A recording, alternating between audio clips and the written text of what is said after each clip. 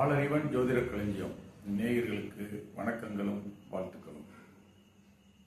இன்றைக்கு இந்த பதிவானது ஜோதிடர்களுக்கும் ஜோதிட ஆர்வலர்களுக்கும் ஜோதிடம் கற்றுக்கொள்பவர்களுக்குமானது. பொதுமக்களுக்கு புரிவது சற்று கடினமாக இருக்கும். அவர்கள் பார்க்கக்கூடாது என்பதில்லை, பார்க்கலாம், கற்றுக்கொள்ளலாம். இந்த ஜோதிட சொற்களை ஆய்வு செய்வதன் அடிப்படையில் சில விஷயங்களை உணர முடிந்தது. அதை பற்றி தான் இன்னைக்கு சொல்ல போறேன். இப்போ ராசி அப்படின்னு சொல்லுவாங்க, அதுக்கே ராசின்னு பேர் வச்சாங்க அப்படின்னு சொல்லி அதை பற்றி ஆய்வு பண்ணும்போது தெரியுது. நம் முன்னோர்கள் சித்தர்கள் இரவு நேரத்தில் வானத்தை பார்க்குறாங்க. ராத்திரியில வானத்துல சித்திரம் வரைந்தது போல இருக்கு.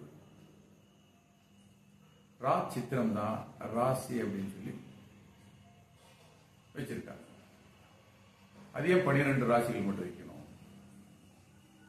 இருக்குது இல்லையா? 10 வைக்கலாம், 15 வைக்கலாம், 20 வைக்கலாம் அப்படின்னு பார்க்கும்போது இத 12 மாதங்களாக பிரிக்கிறாங்க. எதன் அடிப்படையில் 12 மாதம் பிரிக்கிறாங்க? 15 மாதம் பிரிக்க கூடாதா?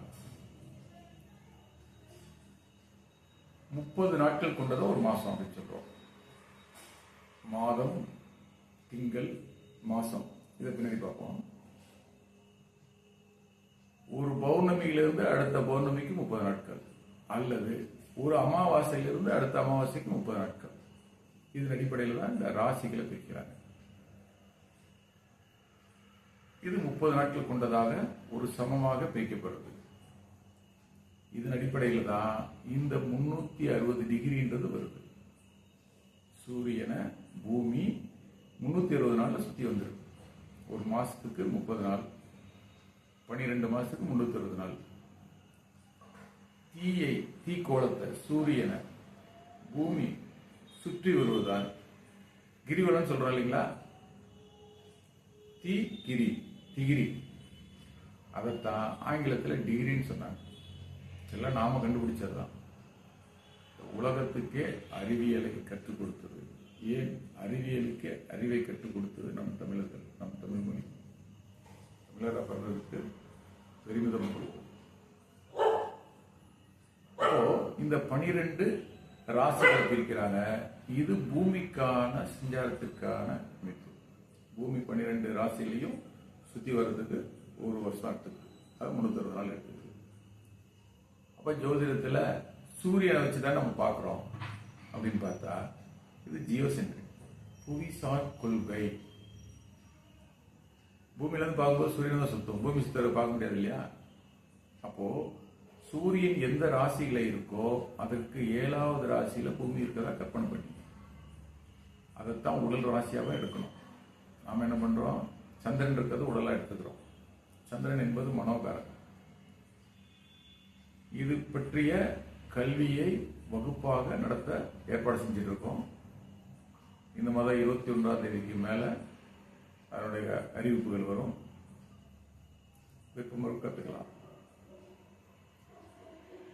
இப்போ சந்திரனுக்காக நட்சத்திரம் அப்படின்னாங்க. அதே நட்சத்திரம் வானத்துல நல்ல சித்திரம் வரைந்தார் போல இருக்குது. நல் சித்திரம், அதான் நட்சத்திரம் மாறிடுச்சு. அதை சமஸ்கிருதத்தை உள்ள பூத்தி நட்சத்திரம் அப்படிம்பாங்க. அது ஏன் 27 நட்சத்திரம்? அமாவாசை அன்னைக்கு போய் பாருங்க, கோடான கோடிக்கணக்கில் இருக்கும். எண்ணவே முடியாது. இங்க கம்ப்யூட்டரையோ ஏஐ மூலமா என்னெல்லாம் கூட எண்ண முடியாது. என்ன முடியுமா? எப்ப என்ன சொல்லியிருப்பாங்க, எண்ண முடியாது. ஏன் 27 நட்சத்திரங்கள் மட்டும் வச்சிருக்காங்க அப்படின்னு பார்க்கும்போது சந்திரன் தன்னோட சுற்றுப்பாதை 27 நாள்ல முடிச்சிருக்கு. எந்த ஜோதிட கல்வியெல்லாம் சொல்லி கொடுத்துருக்காங்களா? பராசரர் ஆகட்டும், காளிதாசர் ஆகட்டும், ஆரியப்பட்டாவாகட்டும், எவ்வளவு பேர் எழுதியிருக்காங்க. சொல்லி இருப்பாங்க, நமக்கு வந்து சேரல. உங்களுக்கு சொல்லிக் கொடுத்தவங்களுக்கு அவருடைய ஆசிரியர் அவருக்கு சொல்லிக் கொடுக்கல, அவருடைய ஆசிரியர் அவருக்கு சொல்லிக் கொடுக்கல. இது கொஞ்சம் கொஞ்சமா குறைஞ்சிட்டு வந்துருச்சு. ஓகே. அப்போ அந்த 27 நட்சத்திரம் மட்டும் எடுத்திருக்காங்க அப்படின்னு திரும்ப கேள்வி வருது. கோடான கோடி கணக்கு நட்சத்திரங்கள். அப்போ வானத்தை போய் ஆய்வு பண்ணணும். மொட்டை மாடியில் போய் பாருங்க.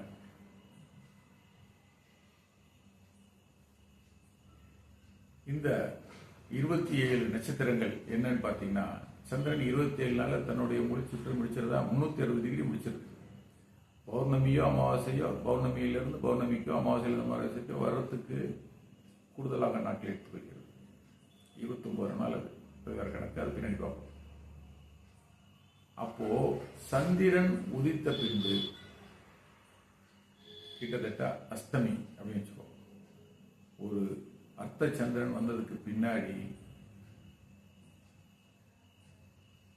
வானத்தை பார்க்கும்போது நிறைய நட்சத்திரம் மறைஞ்சிடும். ஆனாலும் நிறைய நட்சத்திரம் கொஞ்சம் இருக்கும். அப்ப ஏன் இந்த 27 நட்சத்திரம் எடுத்திருக்காங்க அப்படின்னா, இந்த கோள்கள் செல்லும் பாதை அஸ்ட்ராய்டு பெல்ட் அப்படிம்பாங்க. கோள்கள் ஒரு குறிப்பிட்ட பாதையில தான் போயிட்டு இருக்கு. அப்போ போகும்போது இந்த பூமியை சந்திரன் சுற்றி வருவதனால் இந்த சந்திரன் செல்லும் பாதையில் இருக்கக்கூடிய 27 நட்சத்திரங்கள் மட்டும் எடுத்துக்கிறாங்க. வானத்துல நம்ம எல்லைக்கல் போறதுக்கோ, மயில்கல் போறதுக்கோ, வேலி போறதுக்கோ, காம்பவுண்டு போறதுக்கோ, இல்லை கொடிமரம் நடுறதுக்கோ, இல்லை ஒரு பனைமரமோ ஆலமரமோ அங்கே வைக்க முடியாது. கைகாட்டி மரமோ வைக்க முடியாது வானத்திலேங்கிறது. அப்பொழுது நமக்கு ஆதாரமாக இந்த சந்திரன் கிரகங்கள் சஞ்சரிக்கக்கூடிய தூரத்தை கணக்கிடுவதற்கு வானத்தில் ஆதாரமாக இருக்கிறது நட்சத்திரம். நீயா நான் பேசும்போது கூட பார்த்துருக்கலாம், சூரியன் ஒரு நட்சத்திரம், அது கோள் கிடையாது. டாக்டர்ஸ் பேசுவாங்க, புத்திசாலித்தனமாக பேசுறேன்னு அவங்க பேசுவாங்க. நல்ல கருத்துக்கள்லாம் அங்கே ஈடுபடாது. நம்மளுடைய கருத்துக்கள் ஜிஆர்பி ரேட்டுக்காக மக்கள் எதுக்கு கை தட்டுறாங்க அப்படின்றதுக்காக, மேலும் நம்முடைய கல்வியை மறைப்பதற்காக சில விஷயங்கள் அங்கே எடிட் பண்ணப்படும். அப்போ இந்த 27 நட்சத்திரங்களை மட்டும் ஏன் எடுக்கிறாங்கன்னா இதுதான் காரணம். வானத்தில் இருக்கக்கூடிய மயில் கற்கள் எல்லாம் நேர்கோட்டில் இருக்குமா? இங்கே ஒன்று இருக்கும், அங்கே ஒன்று இருக்கும், இங்கே ஒன்று இருக்கும். இந்த கோடு இப்படி போகுது இல்லைங்களா? இப்படி போகிறதுல இப்படி தான் வரும். சாய்ந்த வட்டப்பாதையில் சுற்றிட்டு இருக்கும். சூரியன் இப்படி போகுதுன்னா சூரியன்லேருந்து பூமி 23 டிகிரி சாய்ந்த வட்டப்பாதை சுற்றும். அந்த பூமியிலிருந்து சந்திரன் 6 டிகிரி, 23 24. அப்போ மொத்தமாக சூரியனுடைய அச்சிலிருந்து சந்திரன் 30 டிகிரி வரைக்கும் சாய்ந்து சுற்றும். இப்படி ஒரு பூமி கூட சேர்ந்து வரும்போது பூமி 23னா இப்போ கிட்டத்தட்ட 24 டிகிரி சாஞ்சிருக்கு. அதுக்கெல்லாம் பின்னாடி பார்ப்போம். அப்போ இந்த 27 நட்சத்திரங்களை வானத்தில் உள்ள மயில் கற்களாக எடுத்துக்கணும் அடையாளம். ஏன்னா இந்த நட்சத்திரத்தில் ஏன் ரோஹிணி மட்டும் சந்திரனுக்கு பிடித்தமான நட்சத்திரம் அப்படின்னா, இந்த சந்திரனுடைய பாதைக்கு மிக அருகாமையில் இருக்கிறது ரோஹிணி நட்சத்திரம். நம்ம பூமியிலிருந்து ரோஹிணி நட்சத்திரத்துக்கு போனோம்னா 65.3 ஒளி ஆண்டுகள் பயணிக்கும். ஒளியினுடைய வேகம் என்பது ஒரு நொடிக்கு 3 லட்சம் கிலோமீட்டர். சூரிய ஒளி நமக்கு வர்றதுக்கு 8.20 நிமிஷம் ஆகுது. அப்ப எவ்வளவு தூரம்னு எடுத்துங்க. சூரிய ஒளி பூமிக்கு வர்றதுக்கு 8.20 நிமிஷம். இப்போ தூரத்தை கணக்கு பண்ணிக்கலாம். இந்த ரோஹிணி நட்சத்திரம் பக்கத்தில் இருக்கு, மற்றெல்லாம் தூரமா இருக்கும். அப்போ 13.20 சம வச்சிருக்காங்களே, அதனுடைய தூரம் சமமா இருக்குமா? இருக்காது. நாளிகையில் பாருங்க, மாறி வருதா? 57 நாளிகையில் இருந்து 64 நாளிகை வரைக்கும் வித்தியாசப்படுது. இதை ஏன் எப்படிக்கா பார்த்துருக்கோமா? சந்திரன் ஒரு நாளைக்கு 12 டிகிரி தான் நகருது. அதான் ஒரு திதின்றோம். அப்ப திதிக்கு 12 டிகிரியும் நட்சத்திரத்துக்கு 13.20 வேற வேறையா நகருதா? இது ஏன் அப்படின்னு சொல்லி கேள்வி கேட்டு பார்க்கும்போதுதான் தெரியும். இதை பற்றி விரிவாக அடுத்த வீடியோ கூட ரொம்ப பெருசாயிரும். நட்சத்திரத்தை பார்த்தாச்சு.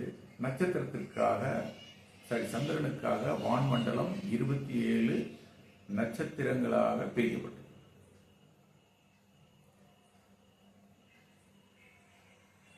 அப்போ இந்த நட்சத்திரத்தின் அடிப்படையில் ஒரு மாசத்துக்கு 27 நாள் அஸ்வினியில் ஆரம்பிச்சு ரேவதியில ஒரு முழுச்சுற்றம் 360 முடிச்சிருக்கு. இதை ஒரு திங்கள் சொல்லணும். கவிஞர்கள் பாட்டு எழுதுறாங்களா, 10 திங்கள் சிறையில் இருந்தேன், குழந்தையினுடைய கற்பகாலம் 270 நாள், முன்பின் 10 நாள் வச்சுப்பாங்க. அது குழந்தை வளரும் காலத்தில் சரியான போஷாக்கு கிடைக்காததுனால, அல்லது அதிகமாக கிடைச்சதுனால, அல்லது ஏதாவது ஒரு காரணங்களுக்காக, குறைப்பிரசவம் இது போன்ற விஷயங்களுக்காக இதை மருத்துவத்தில் எடுத்துக்கிறாங்க. இது வேற. அப்போ அந்த 27 12 மாதங்களாக 12 திங்களாக பெருக்கணும்னா சந்திரன் அடிப்படையில் 324 நாட்கள், 324 திதி தான் ஒரு ஆண்டு. அப்ப திங்கள்னு எடுத்தோம்னா ஆண்டுக்கு 324 நாட்கள் எடுத்துக்கணும். இப்போ மாதம் சொல்றோம் இல்லைங்களா, மாதம் அப்படின்னா என்ன அர்த்தம்னா, சராசரியாக பூமியினுடைய நகர்வை வைத்து ஒரு ராசிக்கு ஒரு நாளைக்கு, ராசிக்கு 30 டிகிரி அப்படின்னா பூமி ஒரு நாளைக்கு 1 டிகிரி நகரும். 360 நாள்ல 360 டிகிரி சுத்தி வந்துருக்கு. அதனாலதான் 360 வச்சாங்க. இது மாதம். பூமியின் அடிப்படையில் நகர்வு வச்சு மாதம் அப்படின்னு எடுத்தாங்க. இதை 12 பெருக்குன்னா 360 நாட்கள் வரும். சந்திரனுக்கு சொல்லும்போது திதி சொல்லணும், பூமிக்கு சொல்லும்போது நாட்கள் சொல்லணும். 360 மாதம், இது வருஷம் அப்படின்னு சொல்லணும். 360 நாட்கள் கொண்டது ஒரு வருஷம், 30 நாட்கள் கொண்டது ஒரு மாதம். மாசம் அப்படின்னு சொல்றோம். அப்போ இந்த சூரியனின் நகர்வையும் கணக்கில் எடுத்தது. இன்னைக்கு என்ன பண்றோம், 365 நாள் ஒரு வருஷத்துக்கு எடுத்துக்கிறோமா. சந்திரன் பூமியை சுத்துது, பூமி மற்ற கிரகங்களோட சந்திரனையும் கூட்டிக்கிட்ட சூரியனை சுத்துது. இந்த சூரியன் சக்தி மையம் அப்படின்ற ஒரு இடத்தை சுத்துது. அந்த சக்தி மையம் சிவமையம் அப்படின்ற ஒரு இடத்தை சுத்துது. அப்ப இந்த சூரியனுடைய நகர்வையும் வைத்து பார்க்கும்பொழுது இதுக்கு மாசம். சூரியனோட நகர்வையும் இணைத்து பூமியினுடைய நகர்வை வச்சு பார்க்கும்போது இதுக்கு பேர் மாசம். அப்ப இதுக்கு ஒரு நாள் வரும் இல்லையா, மாதத்துக்கு 30 நாள் எடுத்த மாதிரி. சூரியன் அடிப்படையில் பார்த்த மாசம்னு எடுத்தோம்னா 29 நாள், 30 நாள், 31 நாள், 32 நாட்கள் வரும். இது என்ன கணக்கு, கேட்காத மாதிரி இருக்குது. பஞ்சாங்கத்தில் பார்த்துருக்கலாம், ஆடி மாசம் 32 நாள் வரும் போட்டிருப்பாங்களா. இதை சரியாக சொல்லணும் அப்படின்னா, சித்திரை மாதத்தில், மன்னிக்கவும், சித்திரை மாசத்தில் 30 நாட்கள், வைகாசி மாசத்தில் 31 நாட்கள், ஆனி மாசத்தில் 32 நாட்கள், ஆடி மாசத்தில் 32 நாட்கள், ஆவணி மாசத்தில் 31 நாட்கள், புரட்டாசியில் 30 நாட்கள், ஐப்பசி கார்த்திகை தலா 30, மார்கழியில் 29 நாட்கள், தை மாசி பங்குனி தலா 30 நாட்கள். இதை கூட்டினீங்கன்னா 365 நாள் வரும். அப்புறம் சூரியன் மேசராசியில் நுழையிறத பொறுத்து இந்த 4 நாட்கள் எடுத்துக்கிறாங்க. இது இந்த மாசம் 365 நாட்களை கொண்டது வருஷம்.